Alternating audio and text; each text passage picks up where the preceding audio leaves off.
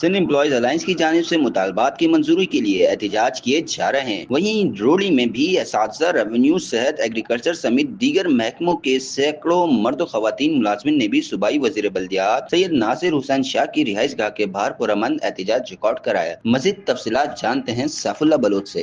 روڑی میں Sindh employees alliance کی جانب سے مطالبات کی منظوری کے لیے اساتذہ، ریونیو، صحت، زراعت اور دیگر محکموں کے سینکڑوں ملازمین نے پرامن احتجاج کیا۔ ملازمین نے بلدیاتی صوبائی وزیر سید ناصر حسین شاہ کی رہائش گاہ پر دھرنا دے کر احتجاج ریکارڈ کروایا۔ صوبائی وزیر کی ہدایت پر سابقہ فوکل پرسن عرفان علی داد پوٹر نے احتجاج میں شریک ملازمین کے خیر مقدم کیا۔ اس موقع پر سندھ امپلائیز الائنس کے رہنما شہزاد علی عباسی، نانک رام، ذکریہ برڈو اور دیگر نے چارٹر آف ڈیمانڈ پیش کی، جس میں ڈی آر اے، تنخواہوں میں اضافہ، پینشن کے مسائل کے حل اور ٹائم اسکیل پروموشن جیسے مطالبات شامل تھے۔ احتجاج میں شریک ملازمین کے لیے بنگلے کے دروازے کھول دیے گئے، جبکہ پانی اور مشروبات بھی فراہم کی گئی۔ عرفان علی داد پوٹا نے صحافیوں سے گفتگو کرتے ہوئے کہا ہے کہ صوبائی وزیر سید ناصر شاہ کے ہدایت پر ملازمین کے جائز مسائل پیپلز پارٹی کے چیئرمین بلال بھٹو تک پہنچا جائیں گے اور ان کے حل کے لیے بھرپور کوشش کی جائے گی۔ بعد ازاں ملازمین نے صوبائی وزیر کا شکریہ ادا کرتے ہوئے امید ظاہر کی کہ ان کے جائز مطالبات جلد منظور ہوں گے۔ اس کے بعد احتجاجی مظاہرہ ختم کیا جائے گا۔